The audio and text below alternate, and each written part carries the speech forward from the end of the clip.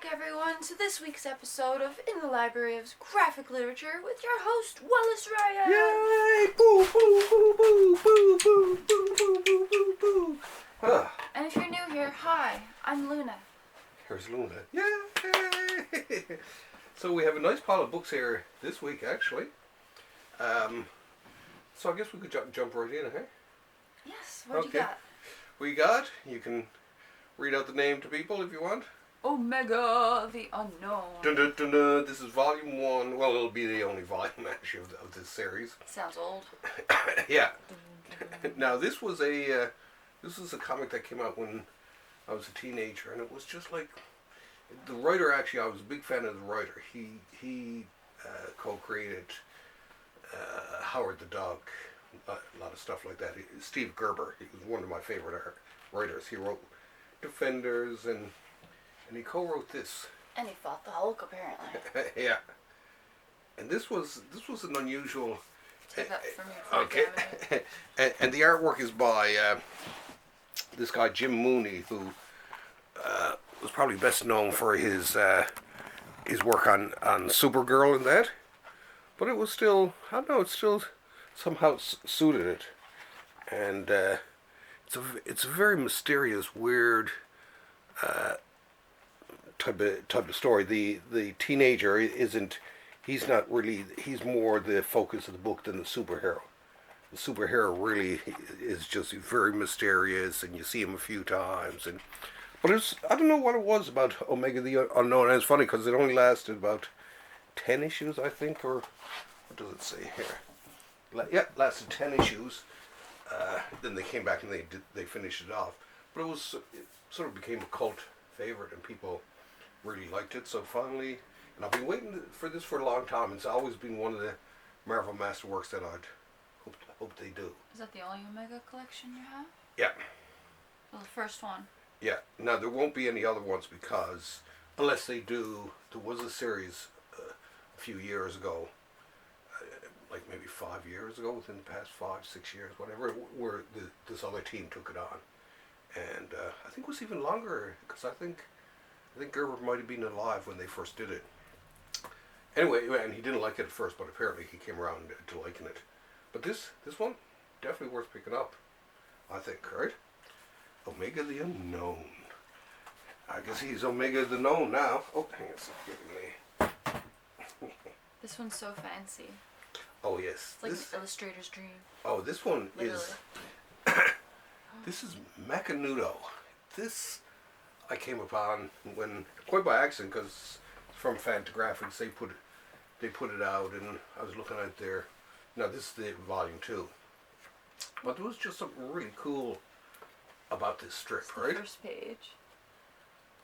There's just something really nice about the drawing style, and it to me it was like a mixture of, what was it, Where the Wild Things Are, and Charlie Brown and Calvin and Hobbes. So we had this book on before, didn't we? No, we had volume 1 of it. Volume 1. Yeah. This is volume 2. It is. There's just something about the cartoons there. I mean, they switch. You have a cat that stars in it, and That's cute. these guys with the big hats, and I think penguins are the other. Well, oh yeah, and penguins. So there are certain themes that. I think I've read the first one. It didn't take me long to Yeah. get through it. No, and that was the other good thing about this is you can read it really pretty quickly. Oh, the Deja Vu man, Captain Deja Vu was one of my favorite. But there's just something really nice about this style. It's like child's illustration. Like I say, it has a feel of Where the Wild Things Are, but mixed in with. Are we lost? I like that. Not yet. Let's keep going. I love this. Isn't that cool? Just keep swimming. And so and so true, right, in life. But yeah, it's something definitely. I highly recommend Macanudo. This is Optimism is for the Brave. Dun, dun, dun, dun. So yeah, it was. I knew you were gonna make that sound. Yeah. I was gonna make it if you weren't gonna make it. Anyway, he's from Argentina, and apparently he's popular. But I mean, I love it. There's Liniers is his name. I'm not sure if that's his. Oh, it doesn't say his full name here.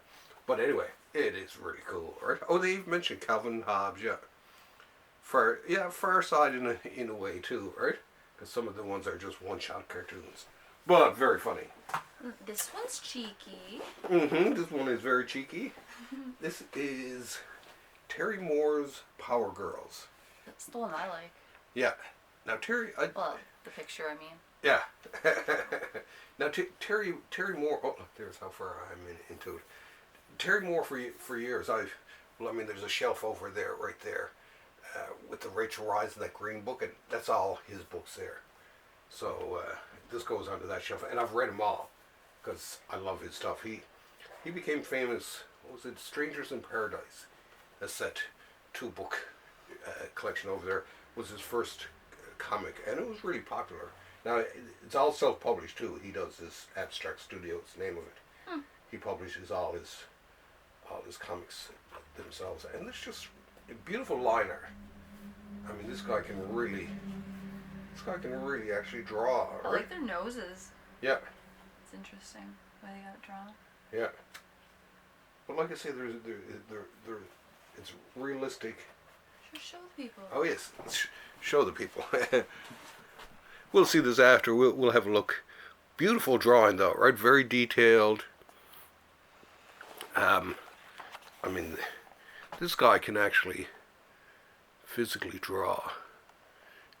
And he's one of these artists. It was funny, at the comic book store, we sold probably about 5 or 6 issues of this comic, but you always sold 5 or 6 issues, guaranteed at least, right? Probably bought it for the cover alone. No, these are actually, it's well written, right?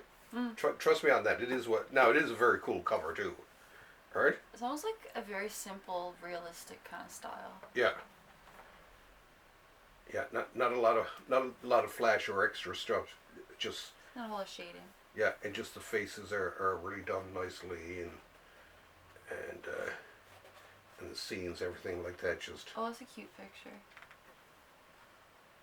Go back without destroying the book. Because the viewers would be so mad. The page, where'd the page go? Hang on a second, here. Oh, I see it. Your hand's just getting right now. No, it's not.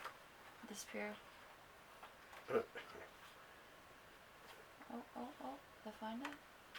No. Gone. Oh well. it's in there somewhere. It was a cool page though. Oh, it's that one. Oh, there. Okay. Yeah. That's the cover. Now, Oh, the only thing, I wish that, the covers were in color. They do in black and white in this. I kind of wish that they'd do the covers in color. But, still, like, great books, very well written. So I love Terry Moore, right? Dun-dun-dun-dun. Make sure you get, and the fact that he does it all by himself, too, is what I like, right? This is a Cowboy and Indian story? This is a Cowboy and Indian story. Now, of course, before anyone wants to get upset and talk about this, it's just like, okay, we all know. But this actually is starting the turn of it, because in this Back's pretty cool too. Well, he's the hero in this, American Eagle, the Indian. So it's done from, or at least from what I understand, it's done from the Indian's point of view. Oh. And as opposed to being the old Hollywood of, Indians bad, cowboys good. When in fact we know it was the opposite. But now I bought this just for the artist, John Severin, is his name, the John Severin Westerns. Because I like this guy's art, and this was just, there's a lot in this. It's got 400 or 500 pages, yeah. It has that real classic kind of comic style. Yeah, and he just got better and better. And he drew. He only died a few years ago, and he drew right up until he died. He's someone who died at his drawing table, I do believe, right? Another one. Yeah, the dream of all of us cartoonists, right? Apparently. Well, it's either that or leading a failed revolution in some third world country somewhere, right? Die by dancing. Yeah, or die by dancing. There are many. Wall dancing. There are many ways.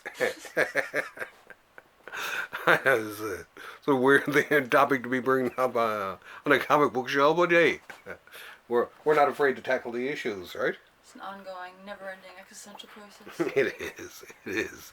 Oh, check out this cover. Hang on a sec. Hey, you cats better not be fighting out there. Of course they are. Okay, anyway. We left him Loki. Yeah, that's true, too. I know he's out there causing trouble. Now, he may not be here, but we can hear him, right? Or hear them. Now this, we actually had volume 1 of this a few weeks ago, but I bought, I do believe this one is fairly... Is this one just as cheeky as volume 1? No, this is more, this is... family friendly? Yeah, because this is like the 50s, 60s... It's like Disney kind of style. She looks like a Disney princess there. Yeah, well it was 50s, 60s style when they took over from the original Moulton Marston and the weird... her being tied up all the time and stuff like that. So this is volume 2 of the Silver Age Wonder Woman. Look, she's blushing. Mm-hmm. And there's Wonder Woman, Wonder Girl, Wonder Baby, right? Oh. Back then, they had to be a whole family, right? The Batman, Robin. I don't know if there was a Bat Baby, but Superman, Superboy, Supergirl. They basically try to squeeze out as much of every character as they could, right? Just milking it. Milking it. Now the guy who draws this actually when I was growing up in the 70s, he was actually better known for he drew Spider-Man for many years. Ross Andrew was his name, There's right? cows on my sweater. Oh yeah, check that out. Now this thing is great, isn't it? But anyway, so he was working on Spider-Man, and there was a famous Spider-Man and Superman crossover, and he got to draw that, right? Cows? No, Ross Andrew. Enough with the cows. I don't know if there's any cows in this. Probably not. Probably not. But anyway, it's geez, a lot of, how many pages worth in this thing here? Over 600 pages in this thing. And like I say, it's all the art and writing of one person too. Because these guys were on it for like 10 years, right? So it went from the original team who were on it, I guess they were just over 10 years themselves too. And when I was growing up as a kid, I can remember in the 60s, I can remember this being what Wonder Woman looked like to me. So, which is obvious because these are all the 60s comics, right? Is that pop art on the side? No, it's kind of trying to look popish, right? I do like I don't mind the spines, right? And of course, you know how collectors are very, very particular about their spines. I've seen the comments. Yeah. Well, and they want them all lined up perfectly, like, like you see there, right? That's why they hate when something changes slightly, right? Which I can understand, because it kind of looks cool when you got them all... The shelf has been bothering me for years. What's that? Down there. Oh, yeah, yeah. Just like... Yeah. And now, last but not least, this isn't a comic book, but I figure I have to give a plug, and I'm actually going to interview the author involved here. This is Off Panel, A History of Newfoundland Labrador Comics by Elizabeth Whitten. Featuring mostly Wallace. Yeah, there is a lot in this. Well, yeah, with myself and my friend Gerry, we started the comic book scene here many years ago, so and stayed at it ever since. So so it does. I counted out. It was just like, oh my God, 8 chapters, right? But it's great that Elizabeth has finally written down the history of Newfoundland comics, because a few years ago the Rooms, they did an art history of Newfoundland or whatever. Forgot about it. They completely forgot about it, and they did. We were shocked. We were like, geez, not even a mention, right, about, oh, by the way, we do have some comic book people here, right? So anyway, now we get our own book, right? Which is really cool. And it's from Engine Press. You can get it there. Matthew, the guy who runs the place, a really nice guy. Met him out for the signing. And the cover, of course, is by yours truly, me. This is my character, Sherlock Platypus. Now, right in the background, you can see I pick on him and tell him it's Howard. It's Howard. Well, there's a bit of Howard in it. And in the background there's stuff like that's one of Paul's panels, that's one of Gerry's panels, it's one of my friend Fox's panels from Toxic. So we got some local artists and jammed it into the background. But yeah, check it out. Off panel, a history of Vanilla Comics. Yay! So proud of you. It's around. So yeah, it's we're very very happy in the local comic arts community. Actually, Paul and I everyone. always believed in you, Wallace. I know you did.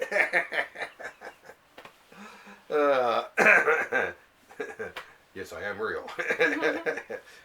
Anyway, I guess that's it for this week. I got a Thursday comics coming up with this week with Paul, and it's the top 10 hot takes. So we say all kinds of stuff that's unpopular but true about comics, right? and then next week, I guess we got another show. And there'll be, of course, our top 10 too in December. I'm working on that already, and actually I've been invited for the for Omar, this friend of mine who's one of the YouTube kings of comics. He's doing his video of all of us, talking about our favorite comics for a couple of minutes each.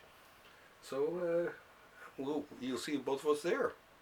Check it out, and I'll post links, of course, once it gets closer. It's gonna be sometime in December. It'll be up, right?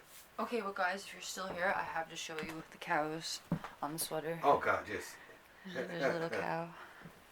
Where's the other cow? On the back there too. Turn around there, yeah. Oh, there's some more cows. The cows are pretty cool, aren't they?